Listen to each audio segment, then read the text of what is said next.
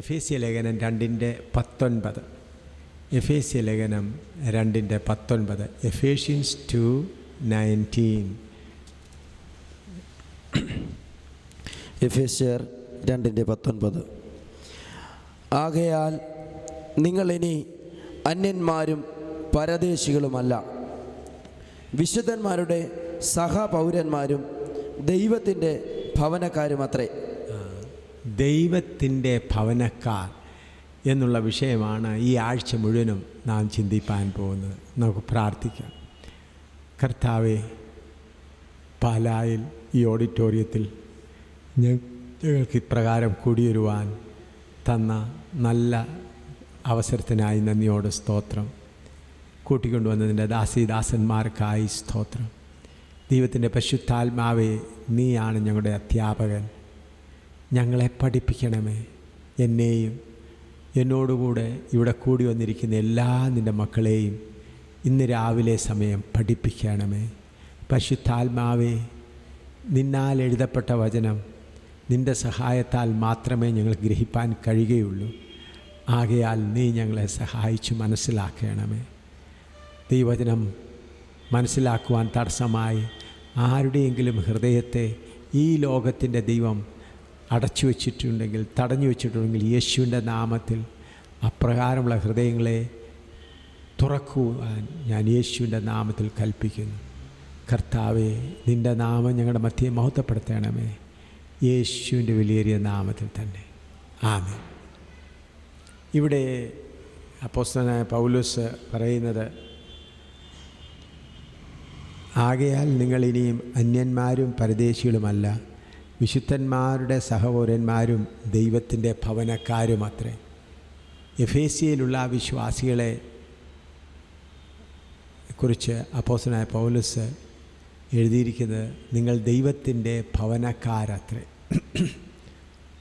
നാം ദൈവത്തിൻ്റെ ഭവനക്കാരായിരിക്കുമ്പോൾ ആദ്യമായി നമ്മുടെ ഭവനത്തിൻ്റെ തലവൻ അഥവാ നമ്മുടെ പിതാവാകുന്ന ദൈവത്തെക്കുറിച്ച് നമുക്ക് പല കാര്യങ്ങൾ അറിയാം. എങ്കിലും പലപ്പോഴും വേണ്ടവണ്ണം അറിയാത്ത ഒരു നിലയിലാണ് നാം ആയിരിക്കുന്നത്. നമ്മുടെ പിതാവ്, നമ്മുടെ ദൈവം എത്ര വലിയവൻ, നമ്മുടെ ഭവനത്തിൻ്റെ തലവൻ എത്ര വലിയവൻ എന്നുള്ളത് നമ്മൾ നല്ലവണ്ണം അറിഞ്ഞാൽ നമ്മുടെ പല പ്രവർത്തനങ്ങൾക്കും പ്രാർത്ഥനകൾക്കും ചിന്തകൾക്കെല്ലാം വ്യത്യാസം വരും.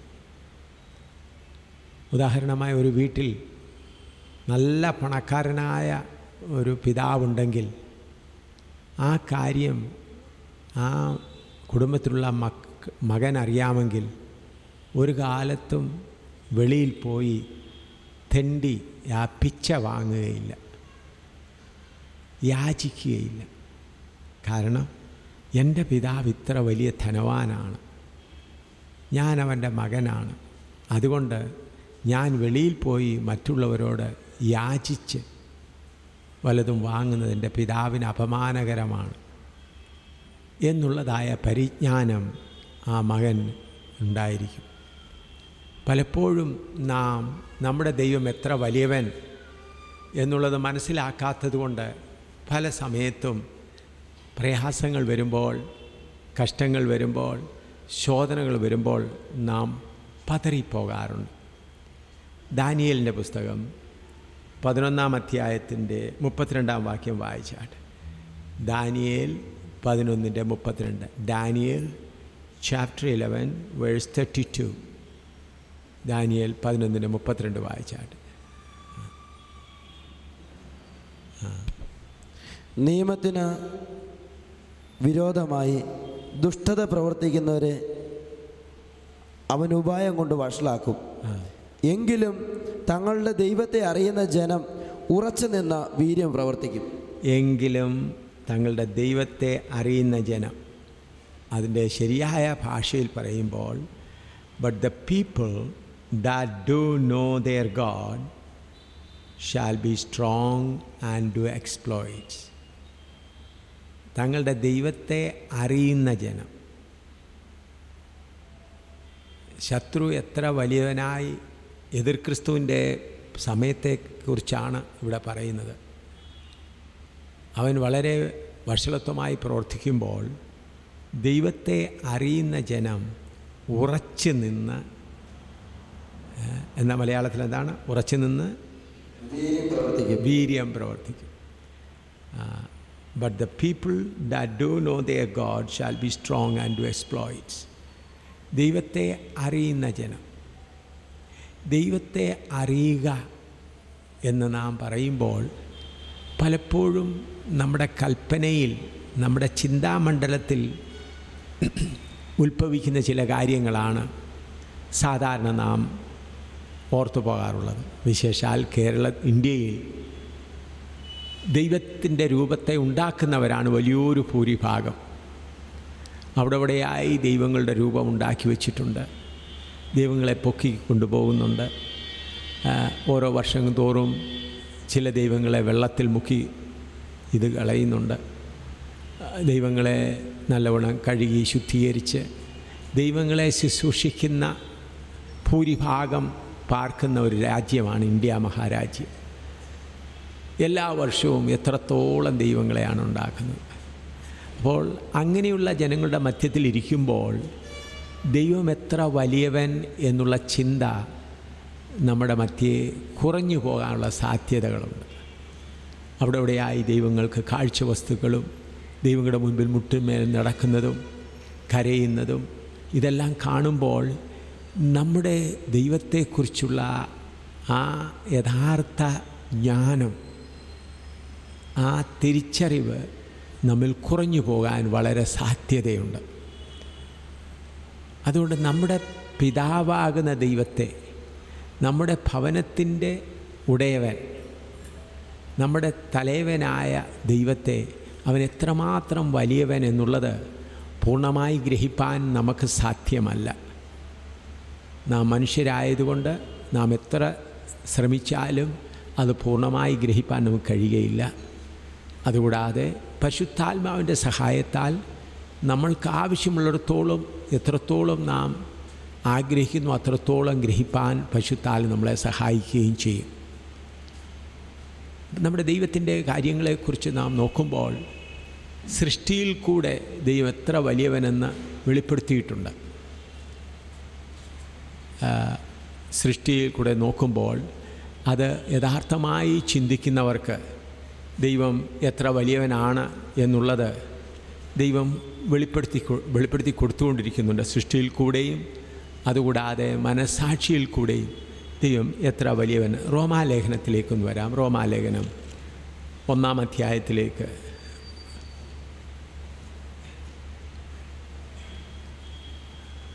റോമാലേഖനം 1-ാം അധ്യായം അതിൻ്റെ 18 മുതൽ 25 വരെ ഒന്ന് വായിച്ചാൽ. റോമാലേഖനം 1:18 മുതൽ 25 വരെ. Romans chapter 1 verse 18 to 25. അനീതി കൊണ്ട് സത്യത്തെ തടുക്കുന്ന മനുഷ്യരുടെ സകല അഭക്തിക്കും അനീതിക്ക് നേരെ ദൈവത്തിൻ്റെ കോപം സ്വർഗത്തിൽ നിന്ന് വെളിപ്പെടുന്നു. ദൈവത്തെക്കുറിച്ച് അറിയാവുന്നത് അവർക്ക് വെളിവായിരിക്കുന്നു. ദൈവം അവർക്ക് വെളിവാക്കിയല്ലോ. അവൻ്റെ നിത്യശക്തിയും ദിവ്യത്വവുമായി അവൻ്റെ അദൃശ്യ ലക്ഷണങ്ങൾ ലോക സൃഷ്ടി മുതൽ അവൻ്റെ പ്രവൃത്തികളാൽ ബുദ്ധിക്ക് തെളിവായി വെളിപ്പെട്ടു വരുന്നു. അവർക്ക് പ്രതിവാദമില്ലാതിരിക്കേണ്ടതിന് തന്നെ അവർ ദൈവത്തെ അറിഞ്ഞിട്ടും അവനെ ദൈവമെന്നോർത്ത് മഹത്വീകരിക്കുകയോ നന്ദി കാണിക്കുകയോ ചെയ്യാതെ തങ്ങളുടെ നിരൂപണങ്ങളിൽ വ്യർത്ഥരായി തീർന്നു. അവരുടെ വിവേകമില്ലാത്ത ഹൃദയം ഇരുണ്ടുപോയി. ജ്ഞാനികൾ എന്ന് പറഞ്ഞുകൊണ്ട് അവർ മൂഢരായിപ്പോയി. അക്ഷയനായിരിക്കുന്ന ദൈവത്തിൻ്റെ തേജസ്സിനെ അവർ ക്ഷയമുള്ള മനുഷ്യൻ, പക്ഷി, നാൽക്കാലി, ഇഴജാതി എന്നിവയുടെ രൂപസാദൃശ്യമായി മാറ്റിക്കളഞ്ഞു. അതുകൊണ്ട് ദൈവം അവരെ തങ്ങളുടെ ഹൃദയങ്ങളിലെ മോഹങ്ങളിൽ സ്വന്തം ശരീരങ്ങളെ തമ്മിൽ അവമാനിക്കേണ്ടതിന് അശുദ്ധിയിൽ ഏൽപ്പിച്ചു. ദൈവത്തിൻ്റെ സത്യം അവർ വ്യാജമാക്കി മാറ്റിക്കളഞ്ഞു. സൃഷ്ടിച്ചവനേക്കാൾ സൃഷ്ടിയെ ഭജിച്ചു ആരാധിച്ചു. അവൻ എന്നേക്കും വാഴ്ത്തപ്പെട്ടവൻ. ആമേൻ. ഇവിടെ പല കാര്യങ്ങൾ പറഞ്ഞിട്ടുണ്ട്, അതെല്ലാം എടുത്ത് വിവരിക്കുവാൻ ആഗ്രഹിക്കുന്നില്ല. അത് നമ്മൾക്ക് ആവശ്യമില്ല. നമ്മൾക്ക് ആവശ്യമുള്ള ഭാഗം മാത്രം, അതിൻ്റെ 19ഉം 20ഉം വാക്യം. ദൈവത്തെക്കുറിച്ച് അറിയാവുന്നത് അവർക്ക് വെളിവായിരിക്കുന്നു. ദൈവം അവർക്ക് വെളിവാക്കിയല്ലോ. അവൻ്റെ നിത്യശക്തിയും ദിവ്യത്വവുമായി അവൻ്റെ അദൃശ്യ ലക്ഷണങ്ങളാൽ ലോക സൃഷ്ടി മുതൽ അവൻ്റെ പ്രവൃത്തികളാൽ ബുദ്ധിക്ക് തെളിവായി വെളിപ്പെട്ടു വരുന്നു. അവർക്ക് പ്രതിവാദമില്ലാതിരിക്കേണ്ടത് തന്നെ. ദൈവം എത്ര വലിയവനെന്ന് സൃഷ്ടിയിൽ കൂടെ ദൈവം വെളിപ്പെടുത്തിക്കൊണ്ടിരിക്കുന്നു. നമ്മൾക്കെല്ലാവർക്കും അറിയാവുന്ന കാര്യമാണ്. എന്നാൽ ദൈവമക്കൾക്ക് അല്പം കൂടെ അതിനെക്കുറിച്ച് ചിന്തിപ്പാനൊരവസരം കൊടുക്കണമെന്ന് പരിശുദ്ധാത്മാവിനോട് പ്രത്യേകം പറഞ്ഞതുകൊണ്ടാണ് ഈ ഭാഗം തിരഞ്ഞെടുത്തത്. അതിനുവേണ്ടി സൃഷ്ടിയിൽ കുറിച്ച് ചില കാര്യങ്ങൾ ഓർപ്പിക്കുവാൻ ആഗ്രഹിക്കുന്നു. അത് ഓർപ്പിക്കുന്നതിൻ്റെ പ്രധാന കാരണം, പലപ്പോഴും ചെറിയ ചെറിയ സംഭവങ്ങൾ വരുമ്പോൾ നാം ഭാരപ്പെട്ട് ഞരങ്ങി ഇനി എന്തായിത്തീരും എന്നുള്ള ചിന്തയിൽ കലങ്ങിപ്പോകുന്നു. അപ്പോൾ നമ്മുടെ ഭവനത്തിൻ്റെ ഉടയവൻ അഥവാ നമ്മുടെ പിതാവാകുന്ന ദൈവം എത്ര വലിയവൻ എന്ന് നാം അറിഞ്ഞിരിക്കേണ്ടത് അത്യാവശ്യമാണ്. അവൻ എത്ര വലിയവനെന്ന് മുഴുവനായി നമുക്കറിഞ്ഞുകൂടായെങ്കിലും കുറച്ചെങ്കിലും കൂടുതലായി നാം അവനെക്കുറിച്ച് അറിഞ്ഞു കഴിയുമ്പോൾ പിന്നെ നമ്മുടെ ചിന്താഭാരമെല്ലാം മാറി നാം എപ്പോഴും സന്തോഷിച്ചുകൊണ്ട് ക്രിസ്ത്യ ജീവിതം നയിക്കുവാൻ ഇടയാവും. എത്ര രോഗങ്ങൾ വന്നാലും, എത്ര ദുഃഖങ്ങൾ വന്നാലും, എത്ര അപകടങ്ങൾ വന്നാലും, എത്ര നിന്ന പഴികൾ ഇതെല്ലാം വന്നാലും നമ്മുടെ ദൈവം, നമ്മുടെ പിതാവ് എത്ര വലിയവൻ, അവൻ നമ്മളെക്കുറിച്ച് എത്രമാത്രം ചിന്തിക്കുന്നു എന്നുള്ളത് മനസ്സിലാക്കി കഴിയുമ്പോൾ നമ്മുടെ ഹൃദയഭാരം എല്ലാം മാറിപ്പോയി എപ്പോഴും അവനെ സ്തുതിച്ചുകൊണ്ടിരിപ്പാൻ, എപ്പോഴും അവന് നന്ദി പറഞ്ഞുകൊണ്ടിരിപ്പാൻ ഇടയാകും. അതുകൊണ്ടാണ് ഈ വചനം വായിപ്പാൻ ദൈവം എന്നെ, പരിശുദ്ധാത്മാവെന്നെ നിർബന്ധിച്ചത്. യോബിൻ്റെ പുസ്തകം 26-ൻ്റെ 7-8 വായിച്ചാട്ട്. Job 26:7 and 8. യോബ് 26-ൻ്റെ 7-8. നമ്മുടെ ദൈവം എത്ര വലിയവനെന്നുള്ളതിനെ മനസ്സിലാക്കുവാൻ വേണ്ടിയാണ്. യോബ് 26-ൻ്റെ 7-8. ഉത്തരദിക്കിനെ അവൻ ശൂന്യത്തിന്മേൽ വിരിക്കുന്നു, ഭൂമിയെ നാസ്തിത്വത്തിന്മേൽ തൂക്കുന്നു. അവൻ വെള്ളത്തെ മേഘങ്ങളിൽ കെട്ടിവെക്കുന്നു, അത് വഹിച്ചിട്ട് കാർമുകിൽ കീറിപ്പോകുന്നതുമില്ല. ആമേൻ. ഇവിടെ നാം വായിക്കുന്നത് ഉത്തര ദിക്കിനെ ശൂന്യത്തിന്മേൽ വിരിക്കുന്നു. Stretcheth out the north over empty place. നിങ്ങളിൽ അനേകർ പഠിപ്പുള്ളവരും സയൻസിനെ കുറിച്ച് അറിവുള്ളവരുമാണ് എന്ന് ഞാൻ വിശ്വസിക്കുന്നു. ആരംഭകാലങ്ങളിൽ സയൻറ്റിസ്റ്റ് അല്ലെങ്കിൽ ശാസ്ത്രജ്ഞർ പറഞ്ഞിരുന്നത് ഭൂമി അട്രാക്ഷൻ റിപ്പൽഷൻ എന്ന പ്രിൻസിപ്പിളിലാണ്. ഇതിനു മുൻപ് പൂർവന്മാർ പറഞ്ഞുകൊണ്ടിരുന്നത് ഭൂമിയുടെ കീഴിൽ വലിയ സർപ്പമോ വലിയ ആനയോ ഒക്കെ ഉണ്ട്, അതിൻ്റെ മുകളിലാണ് ഈ ഭൂമി വച്ചിരിക്കുന്നത്. എന്നാൽ അത് മണ്ടത്തരമാണെന്ന് പിന്നെ മനസ്സിലായി. കാരണം ധാരാളം പ്ലെയിനുകൾ ചുറ്റി കറങ്ങിക്കൊണ്ടിരിക്കുന്നു. ഇതെല്ലാം മനസ്സിലായപ്പോൾ ഈ ഭൂമിക്ക് കീഴിൽ ഒരു സപ്പോർട്ടുമില്ല എന്ന് മനസ്സിലാക്കി. അപ്പോൾ ശാസ്ത്രജ്ഞന്മാർ പറഞ്ഞത് അട്രാക്ഷൻ റിപ്പൽഷൻ പ്രിൻസിപ്പിൾ, ആകർഷണം വികർഷണം എന്നുള്ളതായ ആ പ്രിൻസിപ്പിളിലാണ് ഭൂമി നിൽക്കുന്നത് എന്ന് വലിയ വലിയ ശാസ്ത്രജ്ഞന്മാർ പറയുകയും അതിനനുസരിച്ച് ഒരുപാട് തത്വങ്ങൾ എഴുതുകയും ചെയ്തു. എല്ലാവരും വിശ്വസിച്ചു.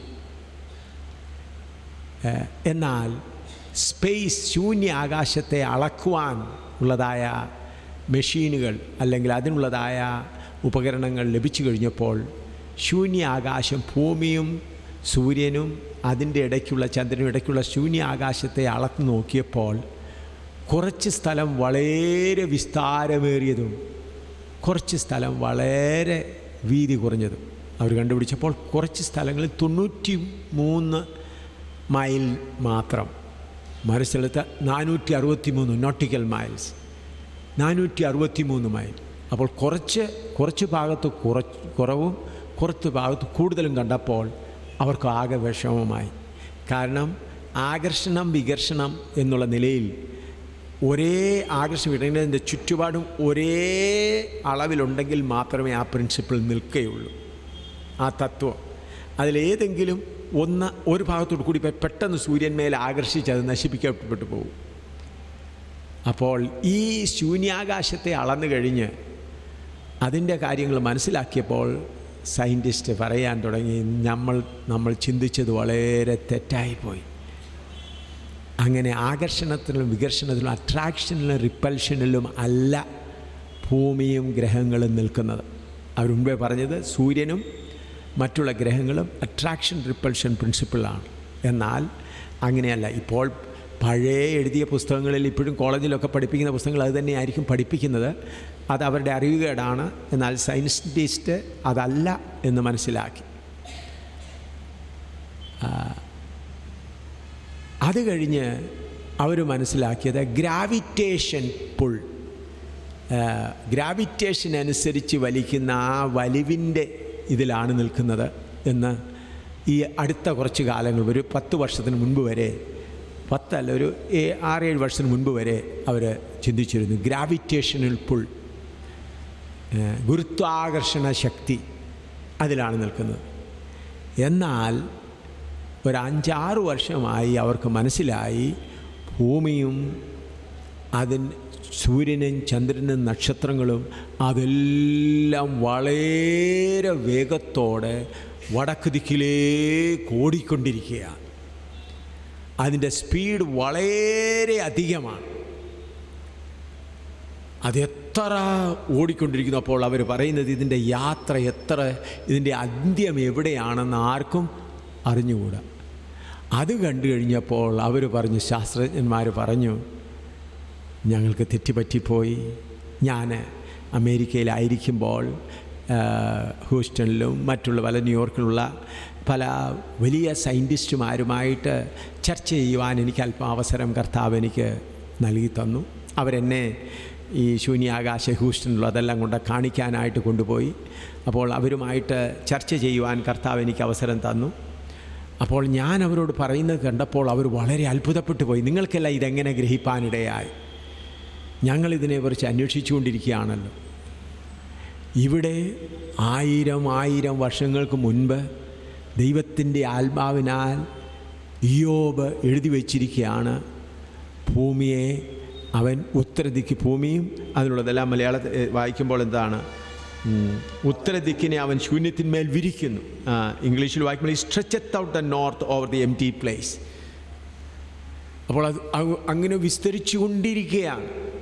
ഭൂമിയും അതിലുള്ളതായ സകല ചന്ദ്രനും നക്ഷത്രങ്ങളും ഗ്രഹങ്ങളുമെല്ലാം വളരെ വേഗതയോടെ ഓടിക്കൊണ്ടിരിക്കുകയാണ്. ഇതിൻ്റെ ഓട്ടം എവിടെ വരെയാണ്, എവിടെ ചെന്നാണ് അവസാനിക്കുന്നതെന്ന് നമ്മൾക്കൊരെത്തും പിടിയുമില്ല.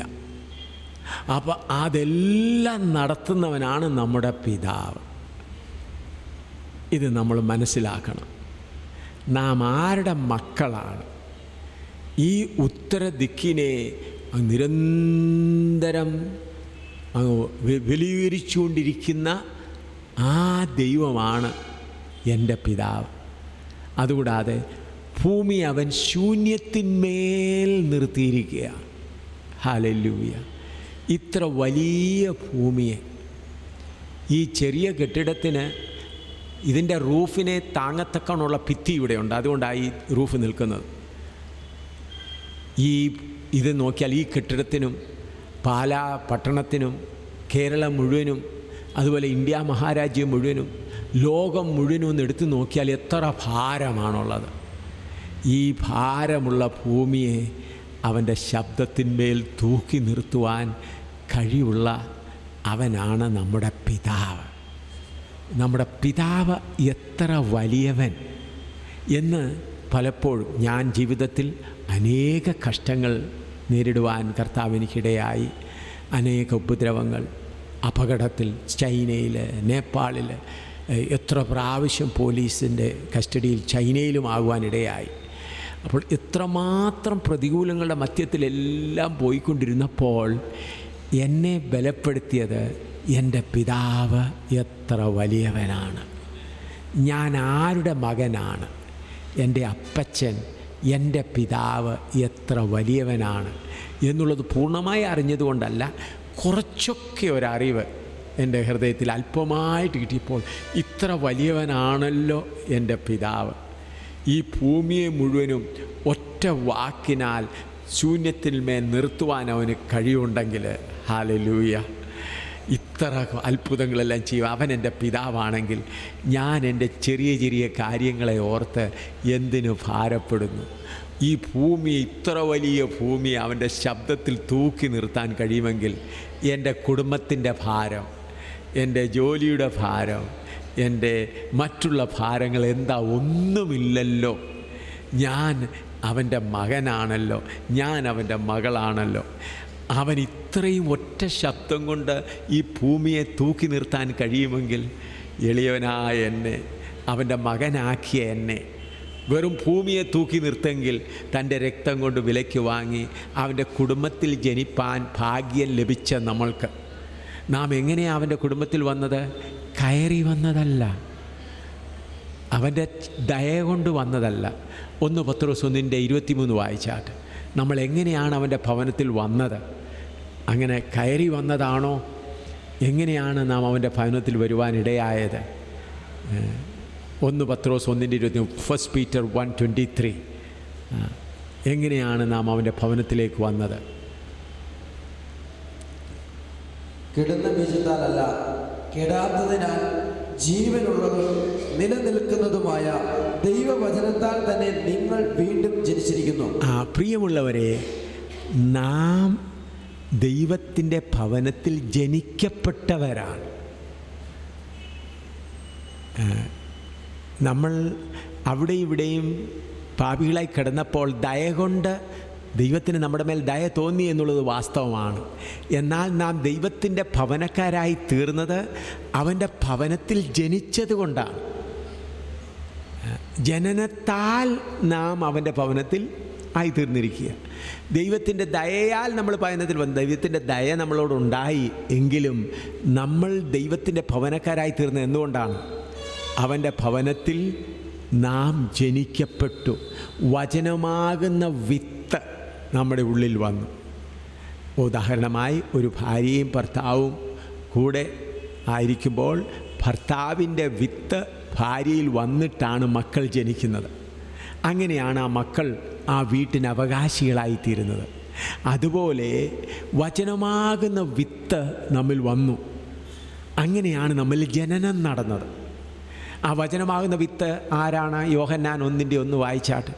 വചനം നിങ്ങൾക്കറിയാം എങ്കിലും ഒന്നുകൂടെ വായിച്ച് നോക്കിയാൽ ജോൺ 1:1 അറിയാമെങ്കിലും ഒന്നുകൂടെ വായിച്ചാട്ട്.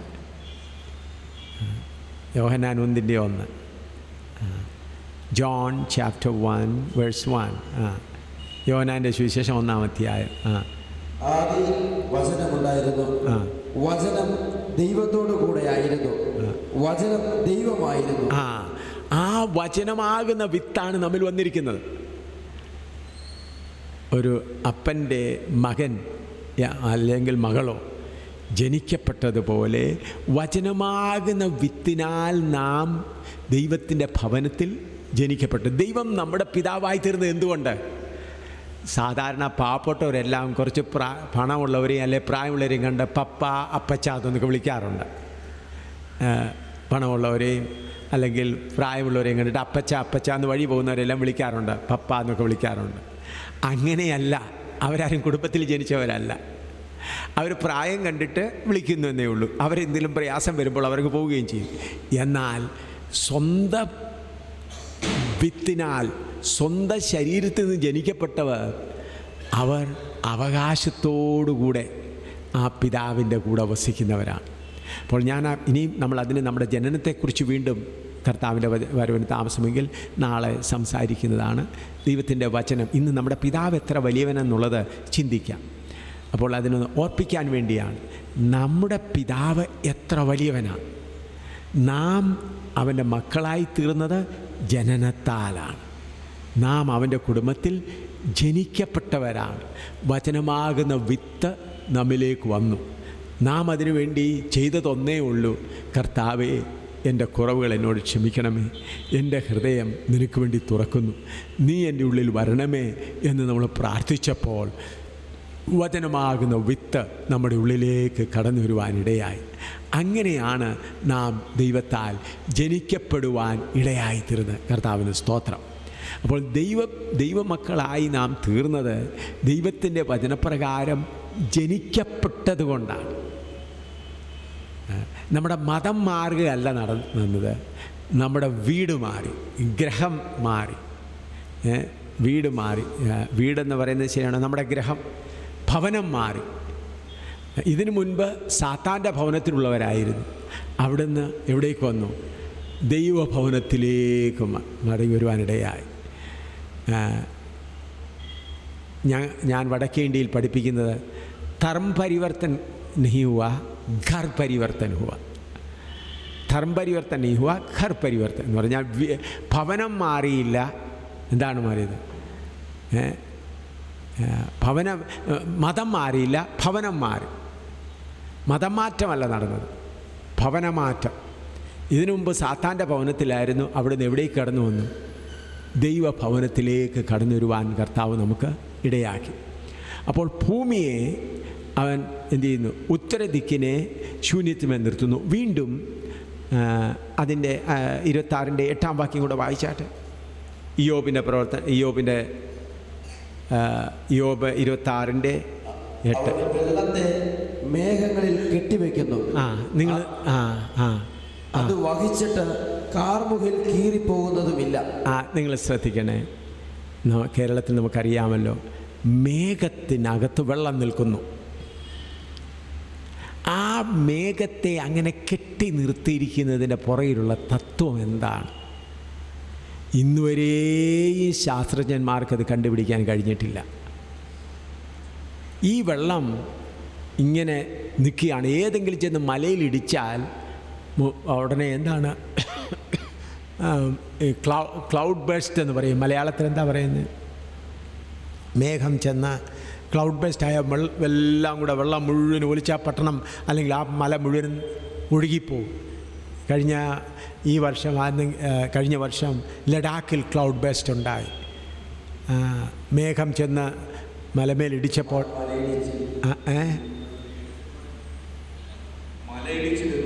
മലയിടിച്ചിൽ ഉരുൾപൊട്ടുക, അതെ, മേഘസ്ഫോടനം. അത് ഒരു മലയിൽ ചെന്ന് ഇടിച്ചപ്പോഴത്തേക്ക് ആ വെള്ളം മുഴുവനും കൂടെ ഒഴുകി, ആ പട്ടണം മുഴുവനും, ആ ഗ്രാമം മുഴുവനും ഒഴുകിപ്പോയി. ഞാൻ കേരളത്തിൽ മുൻപായിരുന്നപ്പോൾ ചിലയിടത്ത് അല്പമായി അങ്ങനെ ഉണ്ടായി, ഞാൻ കേട്ടിട്ടുണ്ട്. നമ്മുടെ മുകളിൽ കൂടെ ഇങ്ങനെ മേഘം പോകുന്നു. അവിടെ നിന്ന് നമ്മൾ ഈ ഷവറിനകത്ത് ബാത്റൂമിൽ കുളിക്കാൻ നിൽക്കുമ്പോൾ, ഷവർ തുറക്കുമ്പോൾ കുറേശ്ശെ തുള്ളി തുള്ളിയായി വെള്ളം വരുന്നത് പോലെ മാത്രം മഴ പെയ്യുന്നു. ആ വെള്ളം മുഴുവൻ ഒന്നിച്ചിഞ്ഞ് താഴോട്ട് വന്നാൽ എന്താവും? ഇവിടെയുള്ള വീടും എല്ലാം ഒഴുകി നാശമാകും. എന്നാൽ നമ്മുടെ ദൈവം ആ വെള്ളത്തെ കൺട്രോൾ ചെയ്തിട്ട് ഓരോ തുള്ളിയായിട്ട്, ഞാൻ ശാസ്ത്രജ്ഞന്മാരോട് ചോദിച്ചു, നിങ്ങൾക്കിതിന് എന്തെങ്കിലും ആൻസർ ഉണ്ടോ? ഞാൻ സാധാരണക്കാരോടല്ല ചോദിച്ചത്, അമേരിക്കയിലുള്ള വലിയ സയൻറ്റിസ്റ്റിൻ്റെ ഗ്രൂപ്പിനോട് ചോദിച്ചതാണ്, വലിയ റിസർച്ച് നടത്തുന്നവരോട് ചോദിച്ചതാണ്. അവർ പറഞ്ഞു നോ ആൻസർ, ഒരു ഉത്തരവും ഞങ്ങൾക്ക് പറയാനില്ല. ഞാൻ പറഞ്ഞു നിങ്ങൾക്കിത് കണ്ടുപിടിക്കാൻ കഴിയുമോ? അവർ പറഞ്ഞു ഞങ്ങൾ ജീവകാലം ശ്രമിച്ചാൽ കണ്ടുപിടിക്കാൻ ഒക്കുമോ എന്ന് തന്നെ ഞങ്ങൾക്ക് അറിഞ്ഞുകൂടാ. ഹല്ലേലൂയ. നമ്മുടെ തലയിൽ മേഘം പോകുമ്പോൾ നമ്മൾക്ക് ചിന്തിക്കണം, എൻ്റെ പിതാവ് ഈ വെള്ളത്തെ എൻ്റെ മുകളിൽ കൂടെ ഇങ്ങനെ അയച്ചുകൊണ്ടിരിക്കുകയാണ്. അത് കെട്ടിവെക്കാൻ അതിന് യാതൊരു ഇരുമ്പ് തകിടോ ഒന്നുമില്ല. ഇത്ര വലിയ വെള്ളത്തെ എൻ്റെ തലമുകളിൽ ഇങ്ങനെ കെട്ടിവെച്ചുകൊണ്ട് പോകുന്നവനാണ് എൻ്റെ പിതാവ്. എന്നോർത്ത് കഴിയുമ്പോൾ പ്രിയ ദൈവമക്കളെ, നമ്മുടെ ഹൃദയം എത്രമാത്രം സന്തോഷത്താൽ നിറയണം. ഞാൻ അനുഭവിച്ചുകൊണ്ട് പറയുകയാണ്. ഞാൻ നിങ്ങൾക്ക് വേണ്ടി കേൾക്കാനായിട്ടൊരു കഥ പറയുകയല്ല. എൻ്റെ കഴിഞ്ഞകാല ജീവിതത്തിൽ വന്ന അപകടങ്ങളും പ്രയാസങ്ങളും കഷ്ടങ്ങളും ദുരിതങ്ങളും എല്ലാം വരുമ്പോൾ തലവെക്ക് നോക്കുമ്പോൾ മേഘം അവൻ്റെ ശബ്ദം കേട്ട് മുഴുവെള്ളവും അതുപോലെ നിങ്ങൾ കണ്ടിട്ടോ? വെള്ളം വീഴ്ന്നു കഴിഞ്ഞിട്ട് വല്ല അതിൻ്റെ കീഴിൽ വല്ല തകിട് വല്ലതും ഉണ്ടോ? ഒന്നുമില്ല. കുറേശ്ശെ തുള്ളികളായി ഓരോ കൃഷിയിന്മേലും ഓരോ മനുഷ്യരുടെ മേലും ഓരോ തുള്ളികളായി അയച്ചുകൊണ്ട് സകലത്തെയും നിയന്ത്രിക്കുന്നവനാണ് എൻ്റെ പിതാവ് എന്നോർത്ത് കഴിയുമ്പോൾ ഞാൻ പലപ്പോഴും ഇരുന്ന് കരഞ്ഞു പോയിട്ടുണ്ട്. എൻ്റെ ദൈവമേ, നിൻ്റെ മകനാകുവാൻ എനിക്ക് യാതൊരു യോഗ്യതയുമില്ല. ഈ പുഴുവായ എന്നെ, ഈ കൃമിയായ എന്നെ, വീണ്ടും നിന്നെ ദുഃഖിപ്പിക്കുന്ന എന്നെ നിൻ്റെ മകനാക്കിയല്ലോ. നിന്നെ മകനാക്കുവാൻ നിനക്ക് ഹിതം തോന്നിയല്ലോ എന്ന് ഓർക്കുമ്പോൾ മണിക്കൂറുകളിരുന്ന് സ്നേഹം നിറഞ്ഞ് കരഞ്ഞിട്ടുണ്ട് ഞാൻ. എനിക്കൊന്നും തന്നില്ലല്ലോ എന്ന് അല്ല, എൻ്റെ ദൈവമേ, ഇത്ര വലിയവനായ ദൈവമേ, ഈ മേഘം ഇങ്ങനെ വലിയ കാറ്റോടുകൂടെ മേഘം രണ്ടും കൂടെ കൂട്ടിടിക്കുമ്പോൾ കൊള്ളിമാൻ പോലൊന്നുണ്ട്. അന്നേരം മുഴുവൻ വെള്ളം താഴെ വീഴുന്നില്ല. നിങ്ങൾ ശ്രദ്ധിച്ചിട്ടുണ്ടോ? ഹല്ലേലൂയ. മേഘം മുഴുവൻ രണ്ടും കൂടെ കൂട്ടിയിടിക്കുമ്പോഴാണ് വലിയ കൊള്ളിമീൻ വരുന്നത്. അപ്പോഴും പെട്ടെന്ന് എവിടെയെങ്കിലും വീണു പോയാൽ നമ്മളെ ശിക്ഷിക്കാൻ ദൈവത്തിന് എന്താണ്? മേഘം ഇങ്ങോട്ട് അയച്ച് ഇവിടെ പാലായിലോട്ട് വന്നു, പെട്ടെന്ന് ആ മേഘം മുഴുവൻ പൊട്ടി വീണാൽ പാലാ പട്ടണം പിന്നെ നോക്കിയാൽ എവിടെ കാണും? നല്ല വീടുകളെല്ലാം ഒഴുകി എല്ലാം നശിച്ചു പോകും. എന്നാൽ അതിൻ്റെ മുകളിൽ ദൈവം തുള്ളിയായി അയച്ച് നമ്മളെ നടത്തുന്നവനാണ് നമ്മുടെ പിതാവ്. ഹല്ലേലൂയ. ഇതോർക്കുമ്പോൾ എൻ്റെ ഹൃദയം എത്ര നന്ദിയാൽ നിറയുന്നു എന്നുള്ളത് പ്രിയമുള്ളവരെ എനിക്ക് പറഞ്ഞ് മനസ്സിലാക്കുവാൻ എനിക്ക് ഭാഷയില്ല. എൻ്റെ ദൈവം എത്ര വലിയവൻ. ഹല്ലേലൂയ. എത്ര വലിയവൻ. അതിൽ എഴുതിയിരിക്കുന്നതാണ്, മേഘത്തിൽ വെച്ചിട്ട് മേഘം എന്താകുന്നില്ല, കീറിപ്പോകുന്നില്ല. ഹല്ലേലൂയ. അതിൻ്റെ ഭാരം കൊണ്ട് മേഘം കീറിപ്പോകുന്നില്ല. അവൻ അത് വഹിച്ചിട്ട് കാർമുകിൽ കീറിപ്പോകുന്നതുമില്ല. ഹല്ലേലൂയ. എത്ര വലിയവനായ ദൈവമാണ് നമ്മെ പിൻപറ്റുവാൻ നമ്മുടെ പിതാവായി ലഭിച്ച ദൈവം എത്ര വലിയവനാണ്. അവൻ്റെ വലിപ്പത്തെ, അവൻ എത്ര വലിയവൻ, അവൻ്റെ ഗ്രേറ്റ്നെസ് മനസ്സിലാക്കിയെങ്കിൽ മാത്രമേ അവൻ്റെ കുടുംബത്തിൽ ജനിക്കുന്നതിൻ്റെ ആ സീരിയസ്നെസ് മനസ്സിലാക്കത്തുള്ളൂ. ഇത്ര വലിയവനായ ദൈവത്തിൻ്റെ കുടുംബത്തിൽ ജനിക്കപ്പെടുക. പലപ്പോഴും നമ്മൾ ചിന്തിക്കുന്ന ഒന്ന് ചിരിച്ചു കൈയൊന്ന് പൊക്കി കർത്താവെ എന്നോട് ക്ഷമിക്കണമെന്ന് പറഞ്ഞപ്പം അങ്ങ് ദൈവമകനത്തിലായിപ്പോയി, ദൈവമകനായിപ്പോയി എന്നങ്ങ് ചിന്തയിൽ അങ്ങനെ പോവുകയാണ്. അല്ല, ഇത്ര വലിയവനായ ദൈവത്തിൻ്റെ ഭവനത്തിൽ സാക്ഷാൽ ഞാൻ ജനിക്കപ്പെട്ടേ മതിയാകുള്ളൂ. ഇത്ര വലിയവനായ ദൈവത്തിൻ്റെ ഭവനത്തിൽ ഞാൻ ജനിക്കപ്പെട്ടേ മതിയാകുള്ളൂ. ഹല്ലേലൂയ. അവൻ്റെ ഭവനത്തിൽ ജനിച്ചു കഴിഞ്ഞാൽ പിന്നെ അതുകൊണ്ടാണ് അപ്പോസ്തലനായ കർത്താവ് യോഹന്നാൻ അപ്പോസ്തലനെ നോക്കി പറഞ്ഞത്, സ്ത്രീകളിൽ നിന്ന് ജനിക്കപ്പെട്ടവരിൽ ഏറ്റവും വലിയവൻ യോഹന്നാൻ, എന്നാൽ കർത്താവിൻ്റെ രാജ്യത്തിൽ ഏറ്റവും ചെറിയവനോ യോഹന്നാനേക്കാളും വലിയവനാകുന്നു. ഹല്ലേലൂയ. കർത്താവിൻ്റെ രാജ്യത്തിൽ കാണുന്ന ഏറ്റവും ചെറിയവൻ യോഹന്നാനേക്കാളും വലിയവൻ. ഹല്ലേലൂയ. ആയാൽ പ്രിയ ദൈവമക്കളെ, നാം എത്ര ഉയർന്ന പദവിയിലുള്ളവരാണ് എന്ന് നിങ്ങൾ ഓർത്തുകൊള്ളണം. എത്ര ഉയർന്ന പദവി. ഇപ്പോൾ നിങ്ങൾ ഭൗതികമായി ചില കാര്യങ്ങളൊക്കെയാണ് നോക്കുന്നത്, എന്നാൽ നിത്യമായി നിങ്ങൾ ജനിക്കപ്പെട്ടത് എവിടെ? ഹല്ലേലൂയ. ശാരീരികമായി നമ്മൾ ജനിക്കപ്പെട്ടത് ഇവിടൊക്കെയാണ്, കുറച്ച് നാളത്തേക്കാണ്, 120 വർഷത്തേക്ക്. എന്നാൽ നിത്യമായി വാഴുവാൻ നമ്മൾക്കൊരു പുതിയ ജനനം തന്നിട്ടുണ്ട്.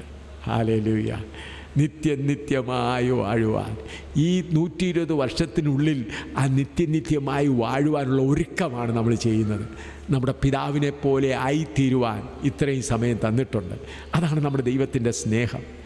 അവൻ്റെ ഭവനത്തിൽ ജനിച്ച് 50 വർഷത്തിനകമോ 60 വർഷത്തിനകമോ ഈ നമ്മുടെ മരണത്താൽ ഈ ശരീരത്തിൽ നമ്മൾ വേർപെടുന്നതിന് മുൻപ് അവൻ്റെ ഭവനത്തിൽ നിത്യമായി അവനോട്. ഞാൻ എപ്പോഴും ചിന്തിക്കുന്നത്, എൻ്റെ പിതാവേ, നിന്നോടുകൂടെ വസിപ്പാൻ എന്നെ ഒരുക്കണമേ. ചിലപ്പോഴും രാവിലെയും പലപ്പോഴും ഞാൻ ഓർക്കുന്നു, എൻ്റെ പിതാവിനോടുകൂടെ വസിക്കാനോല്ലോ, എൻ്റെ പിതാവിനോടുകൂടെ വസിക്കണമല്ലോ. ഇത്ര വലിയവനായ എൻ്റെ പിതാവിനോടുകൂടെയാണല്ലോ എനിക്ക് നിത്യമായി വസിക്കേണ്ടത്. അതിനുവേണ്ടി എന്നെ ഒരുക്കണമേ. എൻ്റെ ജഡീയത്വം എന്നിൽ നിന്ന് മാറ്റണമേ. എൻ്റെ ഈ ചെറിയതായ സ്വഭാവത്തിൻ്റെ, എൻ്റെ സ്വയത്തെ, എൻ്റെ ജഡത്തിൻ്റെ സ്വഭാവങ്ങളെ എന്നിൽ നിന്ന് മാറ്റി നിൻ്റെ കൂടെ നിത്യം വസിക്കുവാൻ എന്നെ യോഗ്യനാക്കണമേ. ഹല്ലേലൂയ. അവനെ കണ്ട് ആരാധിക്കുവാനല്ല. നാം വെളിപ്പാട് പുസ്തകം 21-ാം അധ്യായത്തിൽ ഇനി തുടർന്ന് നമ്മൾ വായിക്കും. ഇതാ ദൈവത്തിൻ്റെ കൂടാരം മനുഷ്യരോട് കൂടെ, അവൻ അവരോടുകൂടെ വസിക്കും. ഹല്ലേലൂയ. നമ്മൾ അവനോട്, കർത്താവ് ഒരു സ്ഥലത്തിൽ നമ്മളെ ആരാധിക്കുമെന്നല്ല, നാം അവനോടുകൂടെ വസിക്കും. ഹല്ലേലൂയ. അവിടെയാണ് നിത്യത ആരംഭിക്കുന്നത്. ദൈവത്തിൻ്റെ പ്രോഗ്രാം ഇതുവരെ ആരംഭിച്ചിട്ടില്ല. ദൈവത്തിൻ്റെ പ്രോഗ്രാമിന് വേണ്ടിയുള്ള ഒരുക്കം മാത്രമാണ് നടക്കുന്നത്. ദൈവത്തിൻ്റെ പ്രോഗ്രാം ആരംഭിക്കുന്നത് പുതിയ ഭൂമിയിലാണ്. പുതിയ ഭൂമിയിലും പുതിയ ആകാശത്തിലും ആണ്. അപ്പോൾ ദൈവം പുതിയ യെരൂശലേമിൽ വന്ന് അവിടെയാണ് ദൈവത്തിൻ്റെ പ്രോഗ്രാം ആരംഭിക്കുന്നത്. ഇപ്പോൾ അതിനുള്ളതായ ഒരുക്കം മാത്രമാണ്. ഹല്ലേലൂയ. ആ പുതിയ ഭൂമിക്ക് വേണ്ടിയും പുതിയ യെരൂശലേമിലും വസിപ്പാൻ നമ്മളെ ഒരുക്കമാണ്. ഇപ്പോൾ ദൈവത്തിൻ്റെ പ്രോഗ്രാമിൻ്റെ എല്ലാം ദൈവം ഓരോ കാര്യങ്ങൾ ചെയ്തുകൊണ്ടിരിക്കുന്നു. തന്നോടുകൂടെ വാഴേണ്ട മക്കൾ ആരെന്നുള്ളത് ഈ ഭൂമിയിൽ കൂടെ ദൈവം തിരഞ്ഞെടുപ്പ് നടത്തിക്കൊണ്ടിരിക്കുകയാണ്. കഷ്ടങ്ങളിൽ കൂടെയും പ്രയാസങ്ങളിൽ കൂടെയും പലവിധ നിന്ദകളിൽ കൂടെയും നമ്മളെ ഇങ്ങനെ ഒരുക്കി ആ പുതിയ ഭൂമിയിൽ വസിപ്പാൻ ദൈവം ഒരുക്കിക്കൊണ്ടിരിക്കുകയാണ്. ഇനിയും സങ്കീർത്തനം 19-ന്റെ 1 മുതൽ 3 വരെ ഒന്ന് വായിച്ചാട്ട്. സങ്കീർത്തനം 19-ന്റെ 1 മുതൽ 3 വരെ. 19-ന്റെ 1 മുതൽ. Psalm 19 verse 1 to 3. സങ്കീർത്തനം 2-ന്റെ 19-ന്റെ 1 മുതൽ 3 വരെ. Psalm 19 1 to 3. 19-ന്റെ 1 മുതൽ 3 വരെ. ആകാശം ദൈവത്തിൻ്റെ മഹത്വത്തെ വർണ്ണിക്കുന്നു. ആകാശവിധാനം അവൻ്റെ കൈവേലയെ പ്രസിദ്ധമാക്കുന്നു. പകൽ പകലിന് വാക്ക് പൊഴിക്കുന്നു, രാത്രി രാത്രിക്ക് അറിവ് കൊടുക്കുന്നു. ഭാഷണമില്ല, വാക്കുകളില്ല, ശബ്ദം കേൾപ്പാനുമില്ല. ഭൂമിയിൽ എല്ലായിടവും അതിൻ്റെ അളവ് നൂലും ഭൂതലത്തിൻ്റെ അറ്റത്തോളം അതിൻ്റെ വചനങ്ങളും ചെല്ലും. മതി. ആകാശം ദൈവത്തിൻ്റെ മഹത്വത്തെ വർണ്ണിക്കുന്നു. ആകാശവിധാനം അവൻ്റെ കൈവേലയെ പ്രസിദ്ധമാക്കും. ആകാശം ദൈവത്തിൻ്റെ മഹത്വത്തെ വർണ്ണിക്കുന്നു. ഇതിനു മുൻപ് എല്ലാവരും ചിന്തിച്ചിരുന്നു 9 ഗ്രഹങ്ങളാണുള്ളത്. പിന്നെ അത് കഴിഞ്ഞിട്ട് കുറച്ചുകൂടായി 21 ഗ്രഹങ്ങളായി, പിന്നെ 33 ഗ്രഹങ്ങളായി. ഇപ്പോൾ സയൻറ്റിസ്റ്റ് പറയുന്നത് നമുക്ക് എണ്ണി തീർക്കാൻ കഴിവില്ലാത്തവണ്ണം ഗ്രഹങ്ങളുണ്ട്.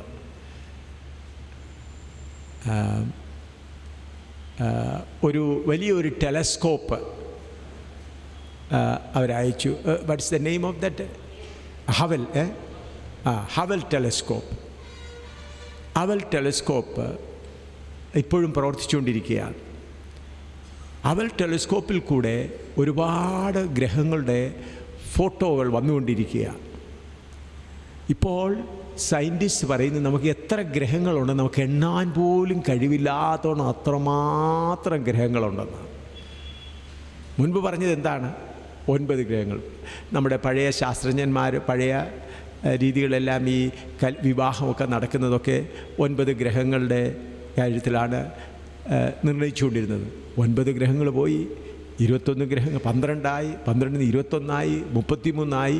ഇപ്പോൾ അവർ പറയുന്ന ഗ്രഹങ്ങളൊന്നും എത്രമാത്രമുണ്ടെന്ന് നമുക്ക് അറിയില്ല.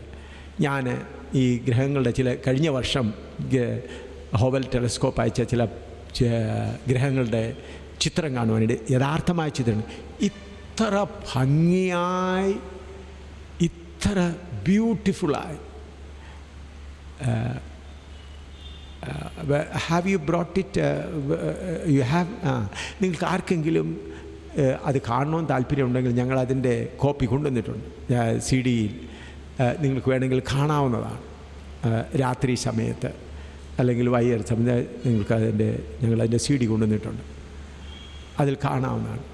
ഈ കഴിഞ്ഞ വർഷം കണ്ടെടുത്തതാണ്. ഓരോ ഗ്രഹങ്ങൾ എത്ര ബ്യൂട്ടിഫുൾ, എത്ര സൗന്ദര്യമായി അലങ്കരിക്കപ്പെട്ടതാണ്. ആ നക്ഷത്രങ്ങൾ ഓരോന്നും അതിൻ്റെ രൂപങ്ങളൊക്കെ കണ്ടാൽ ഇതൊക്കെ ഒന്ന് നോക്കി പോകുമ്പോൾ ഇതെല്ലാം സൃഷ്ടിച്ചവൻ ആണല്ലോ നമ്മുടെ പിതാവ്. Hallelujah, hallelujah. പലപ്പോഴും നമ്മൾ ഈ സൂര്യനെ ഒന്ന് കണ്ടിട്ട് കാര്യങ്ങളൊക്കെ പോകും. അല്ല പ്രിയമുള്ളവരെ, അപ്പുറത്തായി ഇതൊന്നും കഥയല്ല, ഇമാജിനേഷനല്ല, സങ്കല്പങ്ങളല്ല. വാസ്തവമായി അതിൻ്റെ ഫോട്ടോകൾ എടുത്ത് അത് ചലിക്കുന്നത്, അത് മാറുന്നതെല്ലാം റെക്കോർഡ് ചെയ്തിട്ട് ഇപ്പോഴും എടുത്തുകൊണ്ടിരിക്കുകയാണ്. ഹബിൾ ടെലിസ്കോപ്പ് വരെ ഇപ്പോഴും അത് ഫോട്ടോകൾ എടുത്തു, അതിപ്പോഴും ശൂന്യാകാശത്ത് സഞ്ചരിച്ചുകൊണ്ടിരിക്കുകയാണ്. അപ്പോൾ അതുകൊണ്ടാണ് ഇന്ന് സയൻറ്റിസ്റ്റുകാരെല്ലാം, ഈ ശാസ്ത്രന്മാരെല്ലാം ഇതിനെക്കുറിച്ച് മൗനമായിരിക്കുന്ന, അവർക്കൊന്നും പറയാൻ കഴിയുന്നില്ല. കാരണം ഓരോന്നോരോന്നായി വെളിപ്പെട്ടുകൊണ്ടിരിക്കുന്നു. ഇനി അതിൻ്റെ അപ്പുറത്ത് ഒരു ഭാഗം കൂടെ 147 സങ്കീർത്തനത്തിൻ്റെ 4 വാക്യം വായിച്ചാട്ട്. 147:4 Psalm 147 verse 4. 147:4 വായിച്ചാൽ. അവൻ നക്ഷത്രങ്ങളുടെ എണ്ണം നോക്കുന്നു, അവക്കൊക്കെയും പേർ വിളിക്കുന്നു. ഇംഗ്ലീഷിൽ വായിച്ചാൽ He telleth the number of the stars, He calleth them all by their names. നക്ഷത്രങ്ങൾ എത്ര എണ്ണം ഉണ്ടെന്നുള്ളത് നിങ്ങളൊന്ന് നോക്കിയാൽ, രാത്രി സമയത്ത് നോക്കിയാൽ നമ്മുടെ കണ്ണുകൊണ്ട് തന്നെ കാണാവുന്ന എത്രയോ നക്ഷത്രങ്ങളുണ്ട്. അതിനെ എണ്ണാൻ നമ്മൾക്ക് കഴിയുന്നില്ല. നമ്മുടെ ദൈവം അവയെല്ലാം പേര് ചൊല്ലി വിളിക്കുന്നു. തോമസേ വാ, മറിയാമ്മേ വാ എന്ന് പറയുന്ന പോലെ ദൈവം ആരെയാണ് വിളിക്കുന്നത്? ഇത്ര കോടി കോടി കോടി കോടി നക്ഷത്രങ്ങളുടെ. ഞാൻ ഇത്രയും ഗ്രഹിപ്പാൻ, ഇത്രയും ചിന്തിക്കാൻ ഒരു കാരണമുണ്ടായിരുന്നു. ഞാൻ കർത്താവിനോട്, കർത്താവ് നിൻ്റെ തലയിലെ മുടിയെല്ലാം എണ്ണിയിരിക്കുന്നു എന്ന് പറഞ്ഞത് അലങ്കാര ഭാഷയിൽ എഴുതിയിരിക്കുന്നതായിരിക്കാം എന്നൊരു ചിന്ത ഇന്നല്ല, അനേക വർഷങ്ങൾക്ക് മുൻപ്, കുറച്ച് വേറെ വർഷങ്ങൾ മുമ്പ് എൻ്റെ മനസ്സിൽ വന്നു. ചിലപ്പോൾ ഇത് ഇത്ര എൻ്റെ തലയിലെ തലമുടി എത്ര എണ്ണം എന്നുള്ളത് എനിക്കറിഞ്ഞുകൂടാ. എൻ്റെ തലയിലെ തലമുടി എല്ലാവരും എണ്ണിയിരിക്കുന്നു എന്നുള്ള വാക്യം വായിച്ചാട്ടെ. മത്തായിയുടെ സുവിശേഷം 10:30 വായിച്ചാട്ടെ. മത്തായിയുടെ സുവിശേഷം 10:30, മാത്യു 10:30.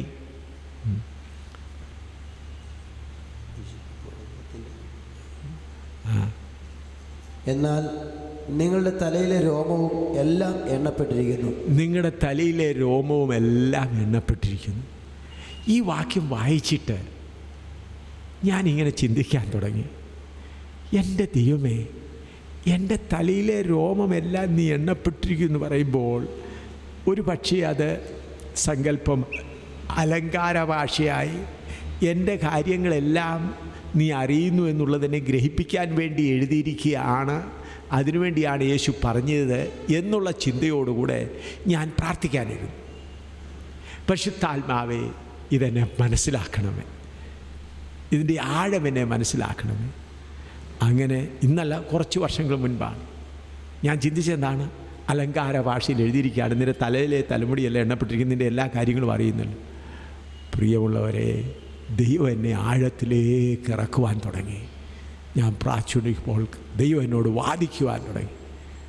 മഴ പെയ്തു കഴിയുമ്പോൾ എത്ര പുഴുക്കളാണ് പൊങ്ങി വരുന്നത്, അതുപോലെ എത്ര തരം മത്സ്യങ്ങളാണ്, ചെറിയ ചെറിയ മത്സ്യങ്ങൾ സമുദ്രത്തിനടിയിലുള്ളത്, എത്ര പറവകളാണ്, എത്ര ഇതാണ്.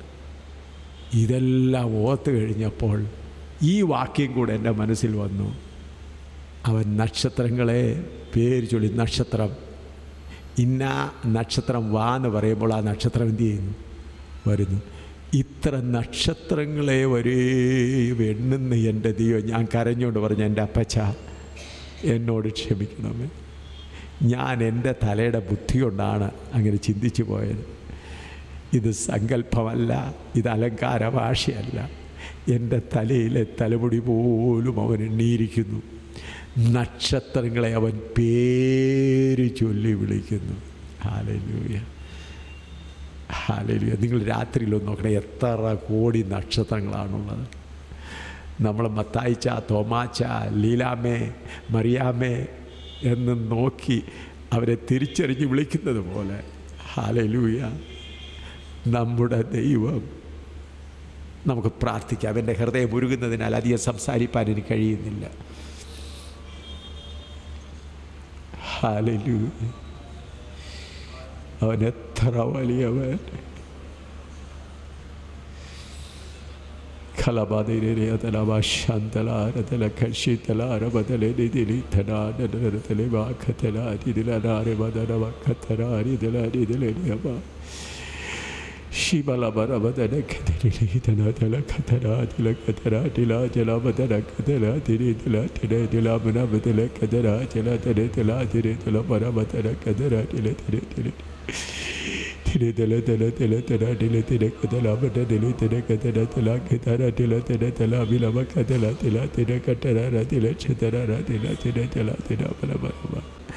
നക്ഷത്രങ്ങളെ പേര് ചൊല്ലി വിളിക്കുന്ന ഞങ്ങളുടെ പിതാവേ, എത്ര വലിയവൻ. നക്ഷത്രങ്ങളെ പേര് ചൊല്ലി വിളിക്കുന്ന ഞങ്ങളുടെ പിതാവേ, ഓരോ നക്ഷത്രങ്ങളും പേര് കൊടുത്തിട്ട് അവരെ വിളിക്കുന്ന ഞങ്ങളുടെ പിതാവേ, നിന്റെ മക്കളാകുവാ അയോഗ്യരാ ഞങ്ങൾക്ക് ഭാഗ്യം തന്നല്ലോ.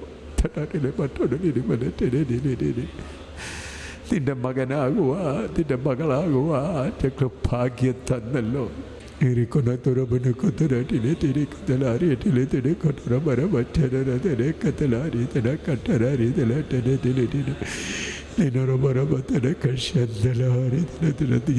വലിയവൻ, എത്ര വലിയവൻ, എത്ര വലിയവൻ, എത്ര വലിയവൻ, എത്ര വലിയവൻ, എത്ര വലിയവൻ. Hallelujah, hallelujah, hallelujah, hallelujah, hallelujah. എത്ര വലിയവൻ. ഹല്ലേലൂയ. ആകയാൽ പ്രിയമുള്ളവരെ, ക്ലാസ് കഴിഞ്ഞ് എനിക്ക് സംസാരിക്കാൻ പ്രയാസമായ ദൈവത്തിൻ്റെ സ്നേഹത്തെ ഓർത്തപ്പോൾ, ഇത്ര വലിയവനായ ദൈവത്തിൻ്റെ മകനാകുവാൻ എനിക്ക് ഭാഗ്യം ലഭിച്ച ആ സ്നേഹത്തെ ഓർത്തപ്പോൾ എനിക്ക് സംസാരിക്കാൻ കഴിയാതെ പോയി. അതുകൊണ്ടാണ് ഇടയ്ക്ക് നിർത്തിയത്. അപ്പോൾ ഓരോ നക്ഷത്രങ്ങളെയും അവൻ പേര് ചൊല്ലി വിളിക്കുന്നു. ഹല്ലേലൂയ. അപ്പോൾ ഇത്ര കോടി കോടി നക്ഷത്രങ്ങളുള്ളപ്പോൾ അവിടെയെല്ലാം പേര് അവനറിയാം. അവനാണ് നമ്മുടെ പിതാവ്. ഹല്ലേലൂയ. നമ്മുടെ തലയിലെ മുടികളെല്ലാം അവൻ എണ്ണിരിക്കും. നമ്മുടെ ജീവിതത്തിൽ വരുന്ന പ്രയാസങ്ങൾ, കഷ്ടങ്ങൾ, ദുഃഖങ്ങൾ അവനറിയുന്നില്ലയോ? എല്ലാം എല്ലാം എല്ലാം നല്ലവണ്ണം അറിയുന്നവനാണ് നമ്മുടെ പിതാവ്. അതുകൊണ്ട് ഈ അറിവ് അല്പമായി ലഭിച്ച ശേഷമാണ് അപ്പോസ്തലനായ പൗലോസ് പറയുന്നത്, സകല നന്മയ്ക്കായി കൂടി വ്യാപരിക്കുന്നു. തന്നെ തിരഞ്ഞെടുക്കപ്പെട്ട ദൈവമക്കൾക്ക് നഷ്ടമായാലും തിന്മയായാലും രോഗമായാലും അപകടമായാലും എന്തെല്ലാമായാലും നന്മയ്ക്കായി കൂടി വ്യാപരിക്കുന്നു. ഒരു പക്ഷേ നമ്മൾക്ക് നമ്മുടെ കണക്കനുസരിച്ച് നോക്കുമ്പോൾ ഇപ്പോൾ വേദനയെന്ന് തോന്നും. എന്നാൽ പരിശുദ്ധാത്മാവിൽ കൂടെ മനസ്സിലാകുമ്പോൾ നാം അവനെ പോലെ ആയിത്തീരുവാൻ നമ്മുടെ അപ്പച്ചൻ നമ്മളെ എന്ത് ചെയ്യുകയാണ്? അവൻ്റെ കുടുംബത്തിൽ ജനിച്ച ശേഷം വളർത്തി വളർത്തി അവനെ പോലെ ആക്കുകയാണ്. ഹല്ലേലൂയ. പുതിയ ഭൂമിയിൽ ചെന്ന് കഴിയുമ്പോൾ അപ്പച്ചനേക്കാൾ കുറവുള്ളവരാരും ഉണ്ടായിരിക്കരുത്. അതുകൊണ്ടാണ് എഫേസ്യർ 4-ാം അധ്യായത്തിൽ വായിക്കുന്നത്, ക്രിസ്തു എന്ന തലയോളം ആയിത്തീരണം. എല്ലാവരും വളരണം. മക്കളെല്ലാം എങ്ങനെ ആയിത്തീരണം? ക്രിസ്തു എന്ന തലയോളം വളരണം. പലപ്പോഴും നമ്മൾ ഈ അപ്പച്ചൻ്റെ ആഗ്രഹം ആക്കാതെ നമുക്ക് ഈ ഭൂമിയിലുള്ള കാര്യങ്ങളെക്കുറിച്ചുള്ള ചിന്ത വന്ന് നാം ജഡികരായി തീരാറുണ്ട്. എന്നാൽ അങ്ങനെ ജഡികരായി തീരാതെ എൻ്റെ പിതാവിനെ പോലെ എന്നെ എനിക്കായിത്തീരണം എന്നുള്ള ആഗ്രഹമാണ് നമ്മുടെ ഹൃദയത്തിൽ വരേണ്ടത്. മത്തായി 10:28-29 വായിച്ചാട്ട്. മത്തായി 10:28-29 അത് വായിച്ചിട്ട് നമുക്ക് അല്പനേരം പ്രാർത്ഥിക്കാം. മത്തായി 10:28-29. എൻ്റെ നാമനിമിത്തം എല്ലാവരും നിങ്ങളെ പകയ്ക്കും. അവസാനത്തോളം സഹിച്ചു നിൽക്കുന്നവനോ രക്ഷിക്കപ്പെടും. 28-29 വായിച്ചാൽ. എന്നാൽ ഒരു പട്ടണത്തിൽ നിങ്ങളെ ഉപദ്രവിച്ചാൽ. മത്തായി 10:28-29 ആണോ വായിക്കുന്നത്?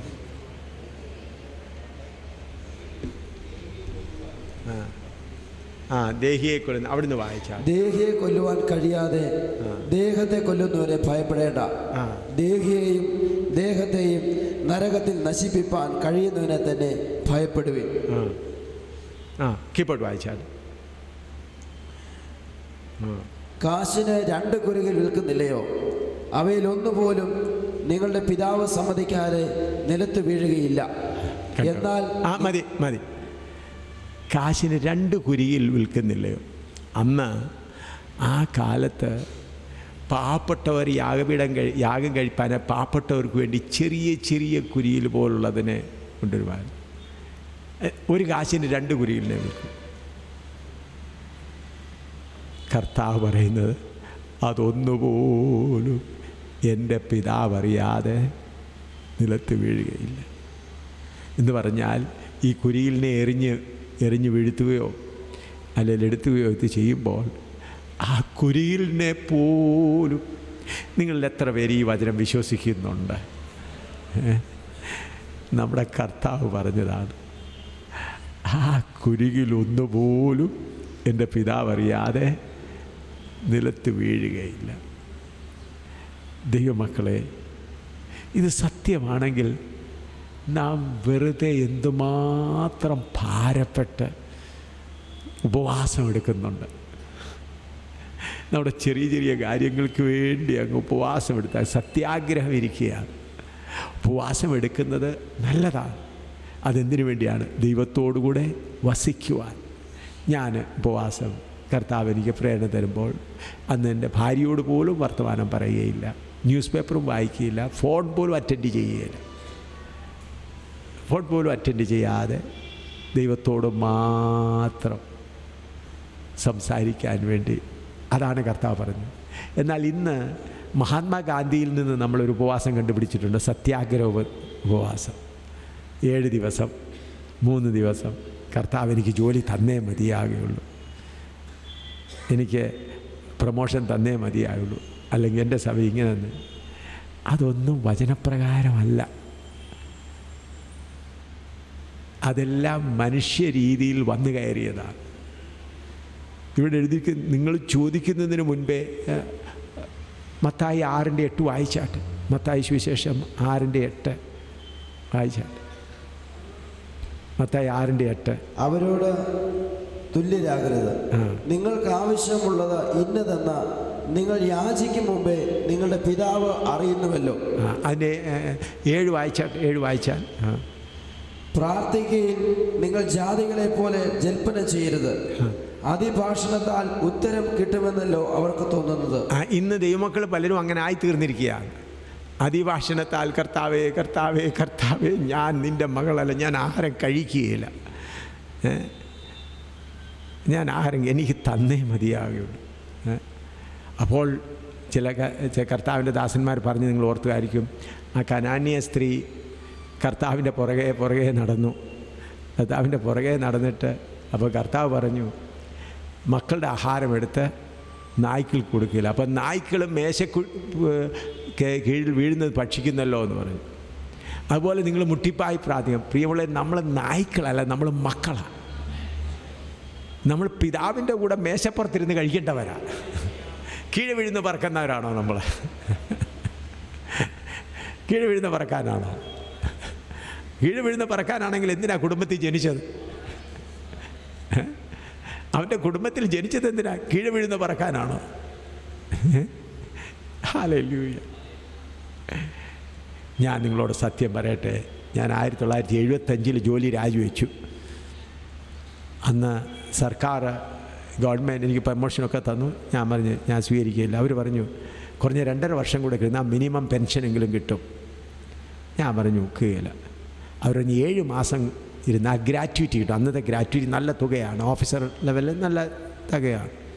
ഞാൻ ഒരു ദിവസം പോലും വെയിറ്റ് ചെയ്യാനുള്ളൂ. കൂടി പ്രസിഡൻറ്റ് ഓഫ് ഇന്ത്യയുടെ ഇൻ്റർവ്യൂവിന് വേണ്ടി കൊടുത്തു, പെർമനൻറ്റ് കമ്മീഷൻ്റെ ആയതുകൊണ്ട്. ഞാൻ പറഞ്ഞു എനിക്കിനി ഒരു ദിവസം പോലും നിൽക്കാം. 3 ജനറൽ വന്നു. ഞാൻ പറഞ്ഞു നിങ്ങൾ എന്നെ എൻ്റെ സ്റ്റാറും അതെല്ലാം എടുത്തു വെക്കുക. ഒടുവിൽ അവർ തീരുമാനിച്ചു എന്നെ വിടണം. ഒരു ഗവൺമെൻറ്റിൽ നിന്ന് 1 രൂപ പോലും പ്രതിഫലം വാങ്ങാതെ.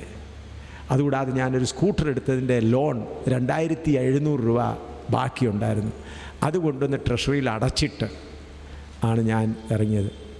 അന്ന് മുതൽ 75 മുതൽ ഇന്ന് വരെ എൻ്റെ ഭാര്യ ഇവിടെ ഉണ്ടായിരുന്നു. ഇന്ന് രാവിലെ വടശ്ശേരിക്ക് എൻ്റെ ഭവനത്തിലേക്ക് എൻ്റെ ഇളയ സഹോദരൻ വന്നതുകൊണ്ട് അങ്ങോട്ട് പോകേണ്ടതായി വന്നു. നാളെ വന്നു ചേരും. എൻ്റെ കൂടെ വടക്കേണ്ടി ഇവിടെ വന്നിട്ടുണ്ടായിരുന്നു. ഇന്ന് രാവിലെയാണ് അങ്ങോട്ട് പോയത്. 75 മുതൽ ഇന്ന് വരെ ഒരു നയാ പൈസ പോലും പിതാവിനോട് ചോദിച്ചിട്ടില്ല.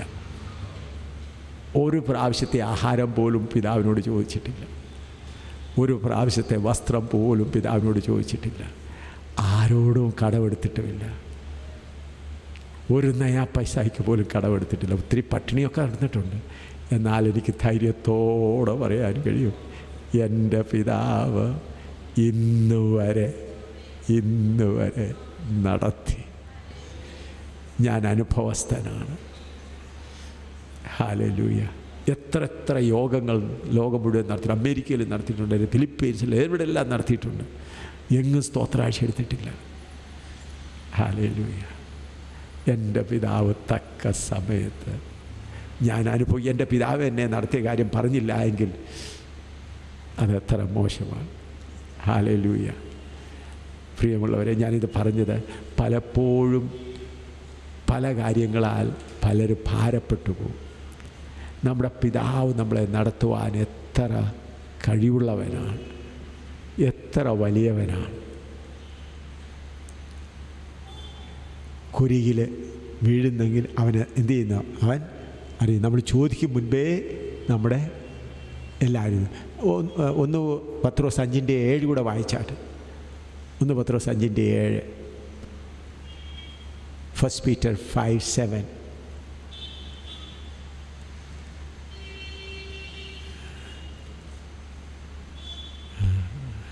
അവൻ നിങ്ങൾക്കായി കരുതുന്നതാകയാൽ നിങ്ങളുടെ സകല ചിന്താകുലവും അവൻ്റെ മേൽ ഇട്ടുകൊള്ളുവിൻ. Hallelujah, hallelujah. അവൻ നിങ്ങൾക്കായി കരുതുന്നതാകയാൽ നിങ്ങളുടെ സകല ചിന്താകുലവും അവൻ്റെ മേൽ ഇട്ടുകൊള്ളുവിൻ. പ്രിയമുള്ളവരെ, ഇവിടെ ഇരിക്കുന്ന നിങ്ങൾ അമേരിക്കൻ പ്രസിഡന്റ് ഒബാമയേക്കാൾ എത്ര വലിയവരാണെന്നറിയാവും. പ്രസിഡന്റ് ഒബാമയ്ക്ക് നിങ്ങളുടെ ചെരിപ്പെടുക്കാൻ പോലും യോഗ്യതയില്ല.